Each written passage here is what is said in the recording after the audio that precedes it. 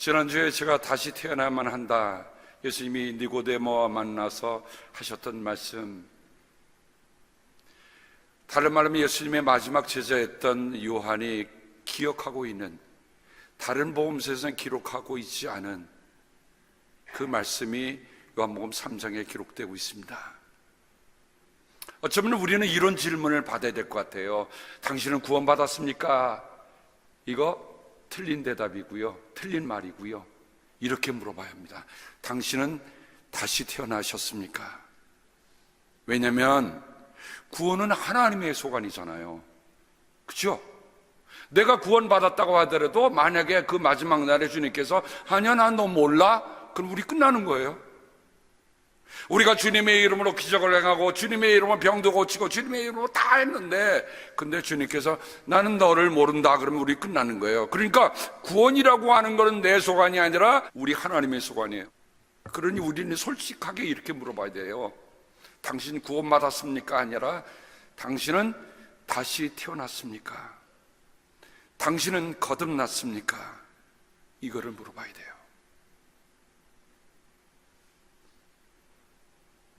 저는 말씀을 지난주에 드리고 나서 오늘 말씀을 고민을 했어요. 하나님, 한 번으로 끝나야 될 말입니까? 아니에요. 한 번 더 하거라. 그러면 어떻게 해요?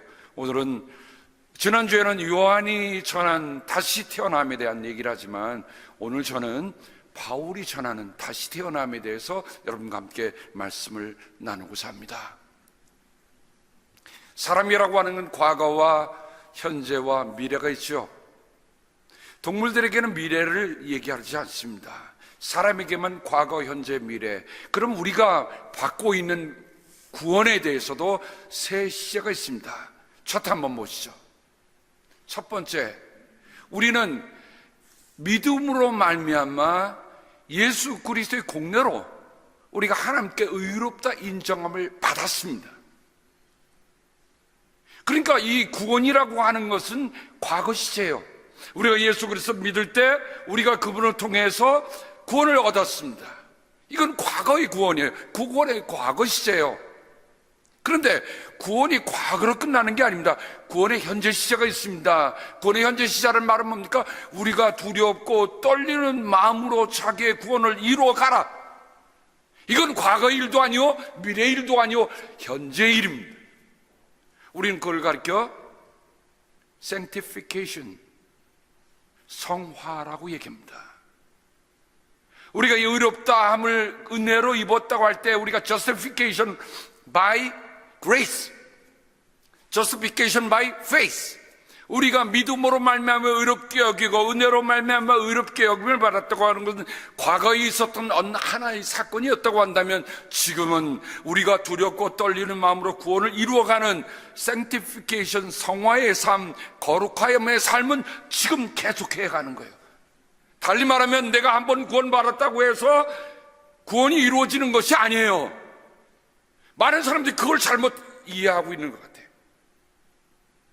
달리 말하면 구원받았다고 하는 과거의 그 한 사건이 오늘 나의 구원을 이루어가는 중요한 시점이 된다고 할 때 이거는 굉장히 중요한 겁니다. 그리고 우리가 언젠가 우리가 그리스도의 부활하신 주님이 다시 오실 때에 우리도 그 영광에 들어간다고 하는 마지막 미래의 구원이 남아있어요. 그래서 그걸 우리는 glorification이라고 얘기합니다. 자, 그러면 바울이 로마서 3장에 이런 말을 하고 있는 것을 우리가 보게 됩니다. 모든 사람이 죄를 범하였습니다. 누구라고요? 난 아니라고요? 아니죠. 모든 사람이 죄를 범하였습니다. 그래서 사람은 하나님의 영광에 못 미치는 처지에 놓여 있습니다. 이것을 공동번역으로 읽어보니까 조금 더 실감 나는 말씀을 하고 있습니다. 모든 사람이 죄를 지었기 때문에 하나님이 주셨던 본래의 영광스러운 모습을 잃어버렸습니다. 우리는 뭐로 지었다고 그러죠? 하나님의 형상대로 지음을 받았다고 합니다. 그럼 하나님의 형상이란 게 뭘까? 오늘 우리에게는 그 하나님의 형상을 복원하고 복구해야 할 책임이 우리에게 주어져 있습니다. 자, 오늘 말씀에 보면 하나님의 형상을 따라 참 의로움과 참 거룩함을 지으심을 받은 새 사람을 입으라고 오늘 바울은 얘기합니다. 미켈란젤로가 그린 천지창조에 하나님의 손과 사람의 손끝이 닿는 것, 그게 뭘 의미할까요? 내가 너를 지었노라 하는 얘기입니다. 그때만 해도 하나님과 사람은 소통이 되었어요. 근데 사람이 죄를 지음으로 하나님과 소통이 단절이 된 겁니다. 저 손가락이 이어져야 될 텐데, 저 손가락이 닿아야 될 텐데 닿지 못하고 있다고 하는 것입니다. 그러면 어떻게 우리가 하나님의 형상을 다시 복구하고 복원할 수 있을까? 오늘 말씀해 보면 바울은 아주 중요한 얘기를 합니다. 우리가 잃어버린 하나님의 형상이 있어요. 이 겉껍데기 말고 내적인 모습이 뭘까? 바울 오늘 말씀에서 참 의로움 그리고 참 거룩함이라는 말을 쓰고 있습니다. 우리가 하나님이 처음에 지으셨을 때는 어떤 모습이 있었을까? 우리가 잃어버린 하나님의 형상이라는 게 뭘까? 무엇을 잃어버렸단 말입니까? 잃어버린 걸 알아야 찾지요. 잃어버린 게 뭐라고요? 참 의로움, 참 거룩함입니다. 지으셨다는 말을 에베소에는 4번 쓰고 있는데 그 중에 하나 2장 10절에 바울이 이렇게 얘기합니다. 우리는 하나님의 작품입니다. 선한 일을 하게 하시려고 하나님께서 그리스도 예수 안에서 우리를 만드셨습니다. 하나님이 우리를 만드신 데는 분명한 목적이 있어요. 하나님께서 이렇게 미리 준비하신 것은 우리가 선한 일을 하며 살아가게 하시려는 것입니다. 자, 그런데 왜 바울은 의로움 앞에, 거룩함 앞에 참, 알레테이아라고 하는 진리, 참이라는 말을 붙이고 있을까? 그리고 의로움과 거룩함이라는 게 뭘까? 왜 그것을 하나님의 형상으로 얘기할까? 하나님의 형상 첫 번째 우리가 잃어버린 게 뭡니까? 참 의로움이에요. 의로움. 하나님이 아브라함을 선택하셨어요. 근데 선택하신 데는 뜻이 있습니다. 어떤 뜻일까요? 창세기 18장 19절에 보면 내가 아브라함을 선택한 것은 그가 자식들과 자손을 잘 가르쳐서 나에게 순종하게 하고 옳고 바른 일을 하도록 가르치라는 뜻에서 한 것이다. 그의 자손이 아브라함에게 배운 대로 하면 나는 아브라함에게 약속한 대로 다 이루어주겠다라고 말씀하셨습니다. 하나님이 아브라함을 선택하신 건 그냥 선택하신 게 아니죠. 분명히 의도와 분명한 뜻이 있습니다. 뜻이 있는데 첫 번째 어떻게 하라고요? 순종하라. 순종하라는 원어를 보면 지킨다는 뜻입니다. 하나님의 말씀을 내가 지키며 사는가? 지키는 게 순종하는 거예요. 우리가 하나님의 의로운 사람으로 새로 태어나려면 하나님의 말씀을 지키고 사는 길밖에는 없어. 사람은 둘 중에 하나입니다. 지키든가 안 지키든가. 달리 말하면 하나님이 우리에게 주신 말씀은 우리가 모르는 게 아니에요. 이미 여러 번 듣고서 살아왔어요. 그런데 우리가 샤마르 지키는가 순종하는가. 새로 태어났다고 하는 것은 순종이 지키는 것이 그 안에 깔려 있는 거예요. 우리가 하나님의 말씀을 순종 안 하면서 우리 새로 태어났다고 말할 수 없어요. 새로 태어난 사람은 하나님께 순종하고 하나님의 말씀을 지킵니다. 그리고 옳고 바른, 구약에 보면 하나님의 속성을 가리킬 때 쓰는 중요한 말이 있습니다. 그것이 바로 제다카 미슈팟이라는 말인데 우리말로 하면 의와 정의와 공평 이렇게 번역할 수 있습니다. 그러니까 오늘 우리가 참 의로움이란 말이 제다카라고 하는 말씀입니다. 하나님은 어떤 분이요? 하나님은 의로우신 하나님입니다. 그러니까 우리가 살아가면서도 내가 하는 일이 의로운가 아닌가를 봐야 돼. 의롭지 않은 일을 하면 나는 거듭난 사람이 아니에요. 하나님의 형상 두 번째, 바울은 참 거룩함이라고 말하고 있습니다. 레위기는 성결법전이라고 얘기하죠. 하나님의 일을 섬기는 모든 사람들이 드리는 예배를 어떻게 드려야 하는가. 그래서 우리는 성결법전이라고 얘기합니다. 성결법전이라고 하면 뭡니까? 하나님 예배 드릴 때 막 드리라고 하지 않아요. 하나님은 아무렇게나 드리는 예배를 원치 않으세요. 하나님도 하나님이 원하시는 예배가 있어요. 하나님이 지정하신 예배가 있어요. 하나님이 바라시는 예배가 있어요. 어떤 예배냐? 거룩한 예배입니다.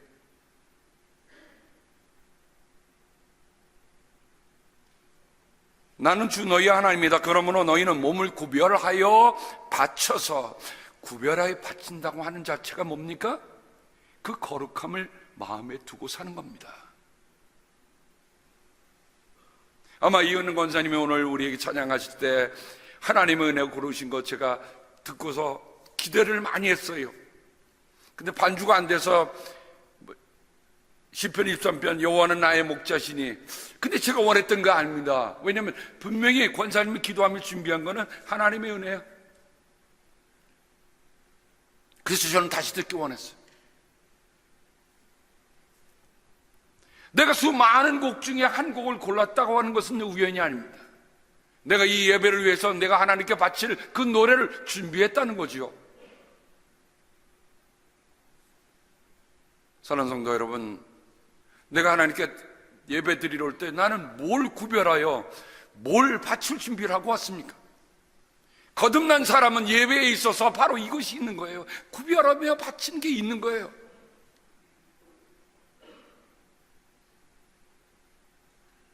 거룩한 사람이 되어야 한다. 내가 거룩하니 너희도 거룩하게 되어야 한다. 레위기는 하나님께서 내가 거룩하니 너희도 거룩하게 되어야 한다. 내가 거룩하니 너희도 거룩하게 되어야 한다. 거푸 말씀하고 계십니다. 사랑하는 성도 여러분, 주님에게로 말미암아 주님께로 거듭난 사람은 두 가지가 있습니다. 참 의로움, 참 거룩함. 이 말을 바울은 새 사람이라고 얘기합니다. 골로새 3장 10절에 보면 새 사람을 입으십시오. 자, 이 새 사람이 된다는 게 뭘까? 우리가 거듭난다는 게 뭘까? 바울이 얘기하는 그 새 사람, 거듭난 사람의 특징은 이럽니다. 이 새 사람은 자기를 창조하신 분의 형상을 따라, 하나님의 형상을 따라 끊임없이 새로워져서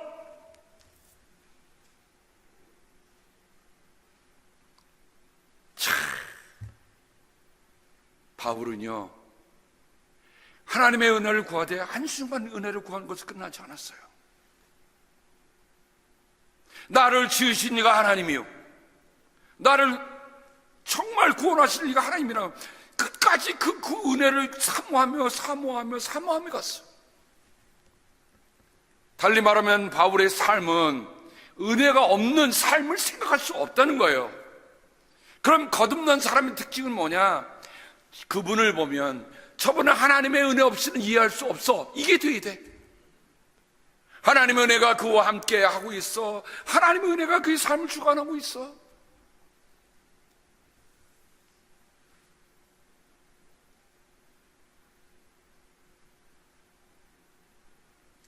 사람은 뒤돌아볼 줄 알고 동시에 내다볼 줄 아는 의식을 하나님께서 우리에게 허락하셨습니다.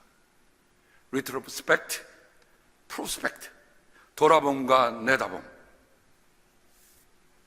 저는 성경에 나타난 이 거듭남의 사건과 연결될 수 있는 Retrospect, 우리가 회고할 수 있는 게 뭘까? 하나님의 형상과 연관된 게 뭘까?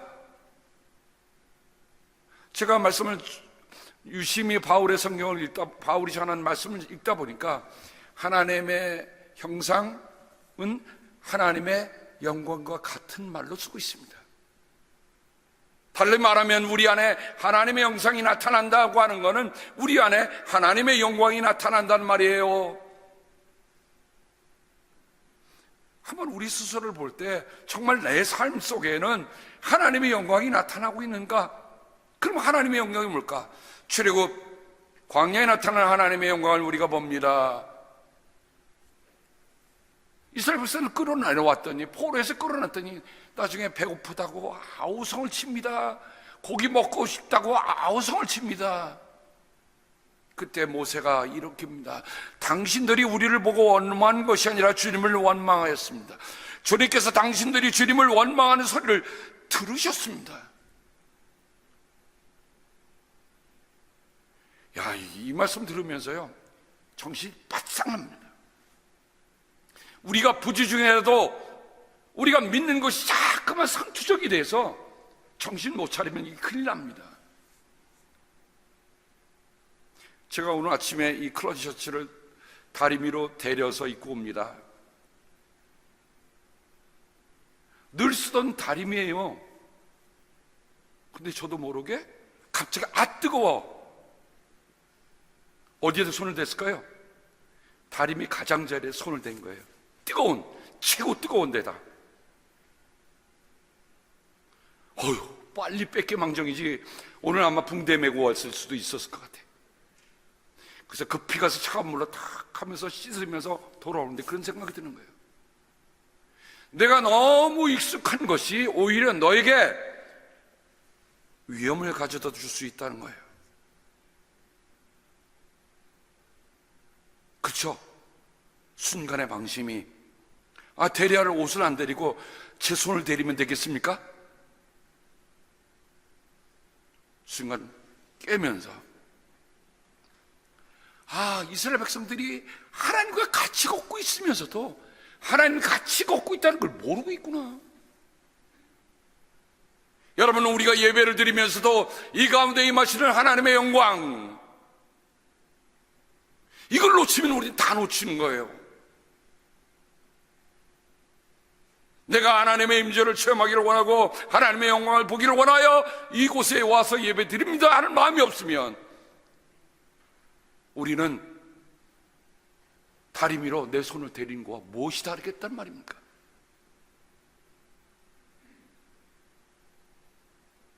이제 아침이 되면 당신들이 주님의 영광을 보게 될 것입니다. 그리고 주님의 영광이 구름 속에 나타납니다. 모세가 산에 오를 때도 구름이 산을 덮고 주님의 영광이 신의 산을 덮습니다. 주님의 영광 가운데 모세는 그 산 꼭대기에 올라가서 주님이 40주야를 지내고 그 산에서 머물렀다고 기록하고 있습니다. 왜 하필이면 성경의 그 많은 말씀 가운데 왜 출애굽기에서는 주님의 영광, 하나님의 영광을 많이 해가고 있는가?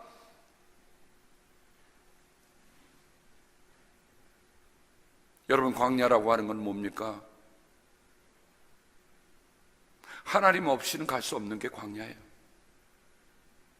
하나님 없이 살 수 없는 게 광야예요.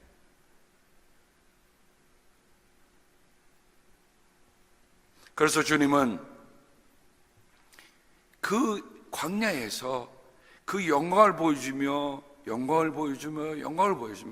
처음부터 끝까지 하나님의 영광 가운데 그들을 인도하고 계십니다. 그러면 우리는 이렇게 질문해야 할 것입니다.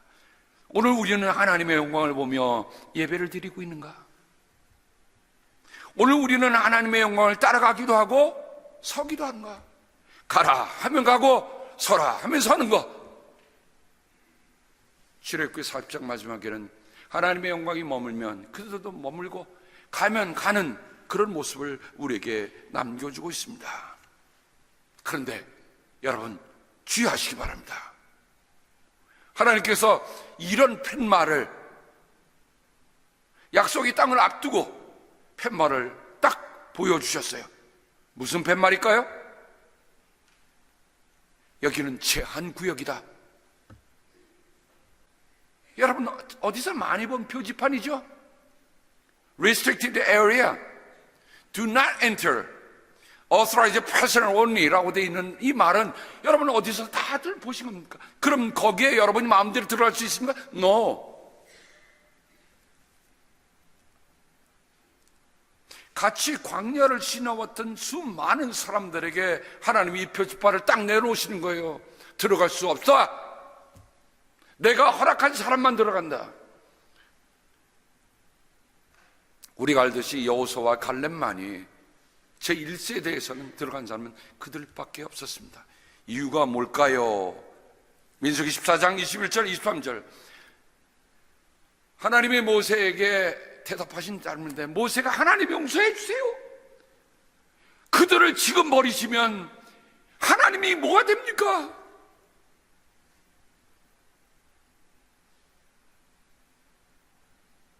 근데 하나님이 정말로 하셨어요. 그러나 내가 살아있는 한 하나님이 뭐라고 하셨어요? 여러분이 말도 안 되는 말 합니까? 하나님이 죽기라도 하셨단 말입니까? 근데 이스라엘 백성들은 하나님 돌아가신 것처럼 살았잖아요. 하나님 그들 앞에 놀라운 일들을 다 보여주셨음에도 불구하고 그 믿지 않고 갔잖아요. 그러니 하나님이 뭐라고 하세요? 내가 살아있는 한 그리고 나의 주의 영광이 온 땅을 가득 채우고 있는 한 나의 영광을 보고도 내 말에 순종하지 않는 사람은 아무도 그 땅을 들어갈 수 없다.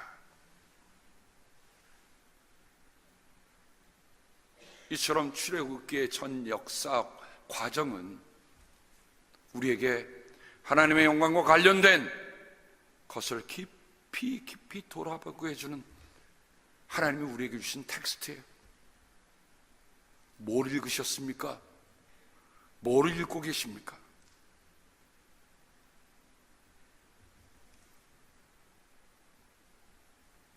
또 하나, 저는 이 대목을 읽을 때마다 이 사람의 이름을 대할 때마다 하나님 참 가슴이 아파요.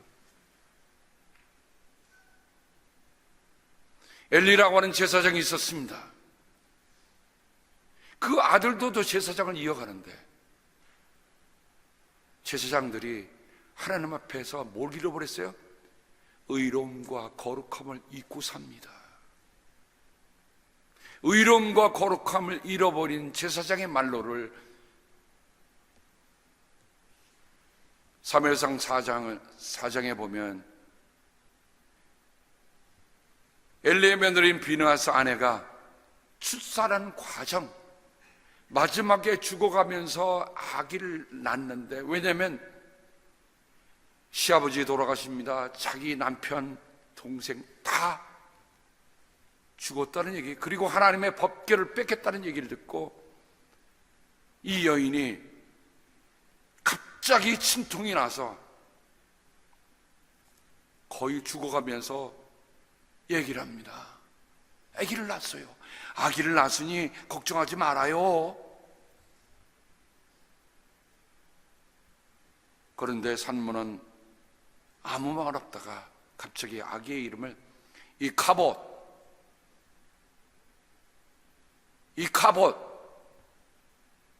이라는 말은 no요, 카봇이란 말은 glory입니다. no glory. 하나님의 영광이 떠났다.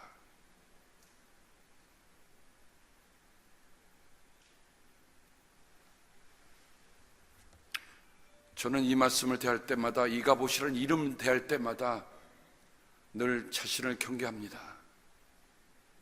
하나님, 내가 하나님의 형상대로 지음을 받고 내가 하나님의 영광 가운데 사는데, 하나님의 은혜 가운데 사는데 행여 내 안에 하나님의 영광이 없어지는 일이 없기를 기도합니다. 늘 조심합니다.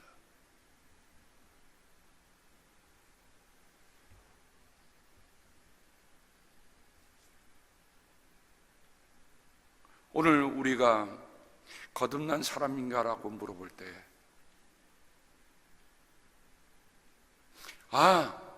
여러분, 제사장의 가문도 그렇게 순식간에 몰락할 수 있다고 한다면,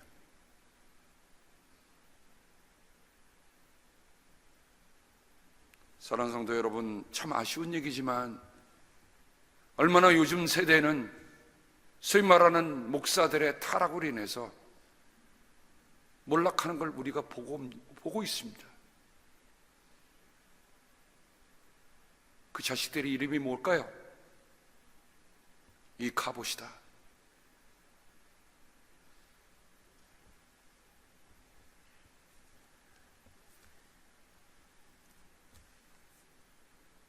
창세기 1장 27절에 보면 하나님이 당신의 형상대로 사람을 창조하셨으니, 곧 하나님의 형상대로 사람을 창조하셨다. 하나님이 그들을 남자와 여자로 창조하셨다. 오늘의 세태는 어떻습니까? 하나님이 남자와 여자로 창조했다는 것 자체도 거부합니다. 오늘 아침에 저희 동역자 한 분이 이거 반대하고 나섭니다 라고 하면서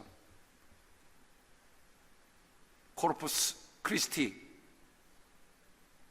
크리스티라고 하는 영화가 미국에서 상영되려고 그러는데, 예수님과 예수님의 제자를 다 동성애자로 그리고 있는 영화라고 합니다.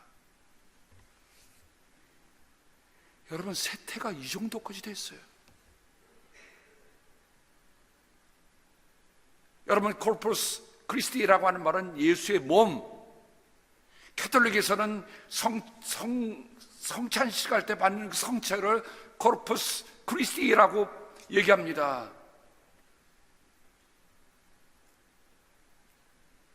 여러분, 이제 세태가 이렇게 하나님의 영광을 모욕되게 만드는 일들이 벌어지고 있어요.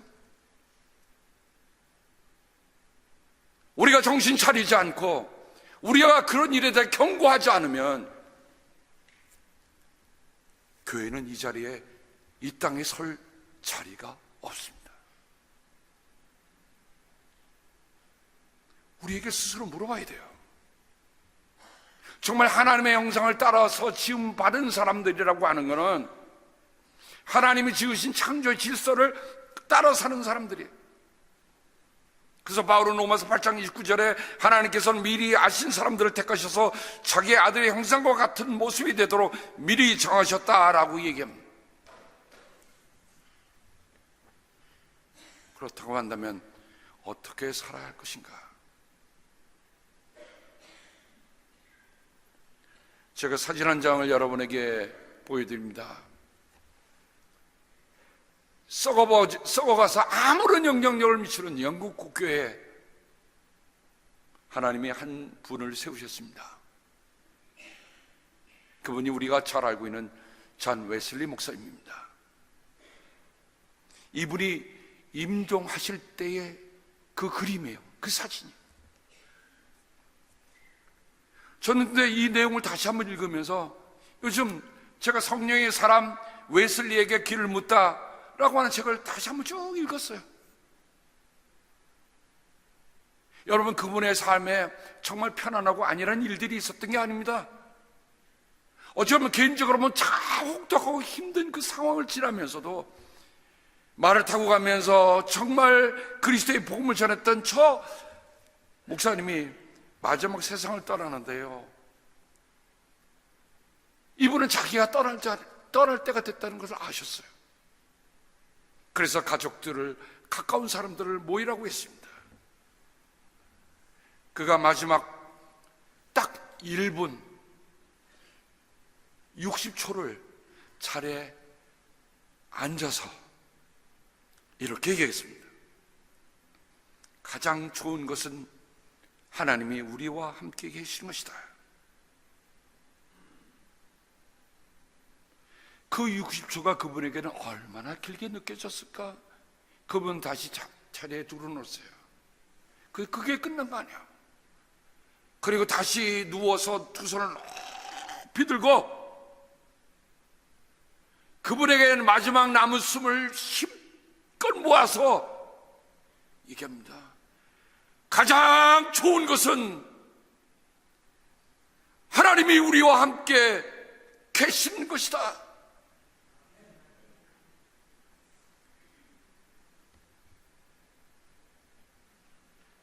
저는 그분의 모습을, 그분의 전기를 다시 읽으면서 하나님, 정말 내 인생의 마지막에도 하나님의 형상, 하나님의 영광을 드러낼 수 있는 삶이 되게 하여 주시옵소서. 여러분, 끝에 가봐야 한다고 말씀드렸잖아요. 끝에 가봐야 한다고. 우리가 하나님의 글로리피케이션 영광 속에 들어가기 전에 우리가 정말 성화의 삶을 사는데 그 성화의 삶이 어느 때까지요? 우리가 숨을 마칠 때까지 가야 합니다. 마칠 때까지.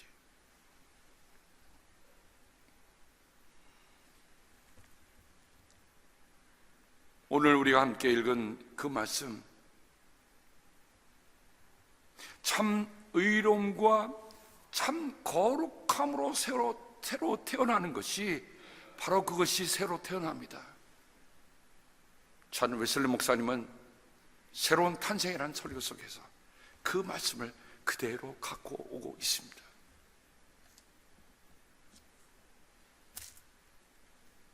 예수 그리스도로 말미암아 그 삶이 바뀌고 그 마음이 바뀌는 변화, 바뀌지 않으면 새로 태어났다 할 수 없습니다. 오늘 이은남 권사님 찬양을 해주셨는데요, 제가 악보 하나를 보여드리겠습니다. 어디서 많이 보신 악보일까요? 자, 흐리지만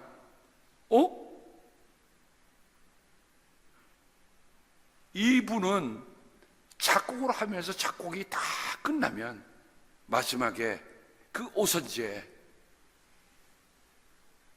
라틴어 세자 앞자를 땁니다. Soli Deo Gloria. Soli Deo Gloria. 뭐예요? 오직 하나님께만 영광을. 교회의 음악의 아버지라 불리는 이유가 있어요. 그의 모든 삶은 그가 작곡할 때 그의 모든 생각 속에는 이 작곡이 누구를 위해서? 하나님의 영광을 위해서, 오직 하나님의 영광을 위해서. 내가 유명한 작곡가니까 내가 유명한 작곡한다, 그런 생각하지 않았어. 전 웨슬리 목사님이 그러했고 요한 세바스찬 바흐가 그랬듯이. 그래서 바울은 고린도전서 10장 31절에 그러므로 여러분은 먹든지 마시든지 무슨 일을 하든지 모든 것을 하나님의 영광을 위하여 하십시오. 모든 것을 하나님의 영광을 위해서 하십시오. 아멘. 하나님의 영광이 있고 하나님의 영생이 깃들이시는 우리들의 삶에는 하나밖에 없어요. 솔리 데오 글로리아. 오직 하나님의 영광을 위해 내가 있다.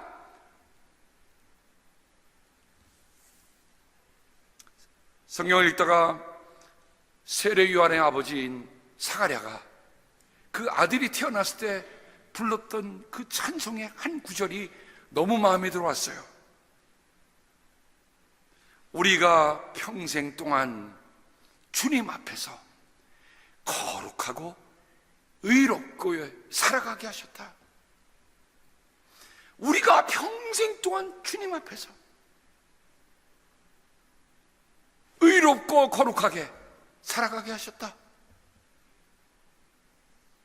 바울 이전에 세례 요한의 아버지 제사장 사가랴가 불렀던 노래입니다. 한시적으로요? 어느 순간만요? 내가 잘 나갈 때만요? 아니에요. 평생 동안. 그리고 어떻게 해요? 주님 앞에서.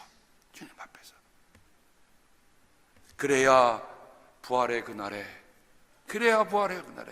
썩을 몸이 썩지 않을 것을 입어야 하고 죽을 몸이 죽지 않을 것을 입어야 한다는 그 말씀이 이루어질 것이기 때문입니다. 사랑하는 성도 여러분, 우리의 삶이 얼마만큼 남은지는 우리는 알 수 없습니다. 지나왔던 어떤 과거만 돌아보지 말고 이제는 내가 오늘부터 주님과 더불어 현재의 구원, sanctification, 나는 거룩하게 의롭게 살아가려고 하신 그 말씀대로 평생 동안 주님 앞에서 그렇게 살아가려고 한다. 그러다가 부활의 주님이 우리를 다시 살리실 그날에는 우리의 썩을 몸이 썩지 않을 몸을 입는다고 하는 영광 속에 들어가는 우리들 모두가 되기를, 그것이 우리의 미래의 구원이 되기를 주님의 이름으로 축복합니다. 기도합니다. 하나님 아버지, 감사합니다. 구원받았다고 하는 사람은 어떻게 살아야 하는가?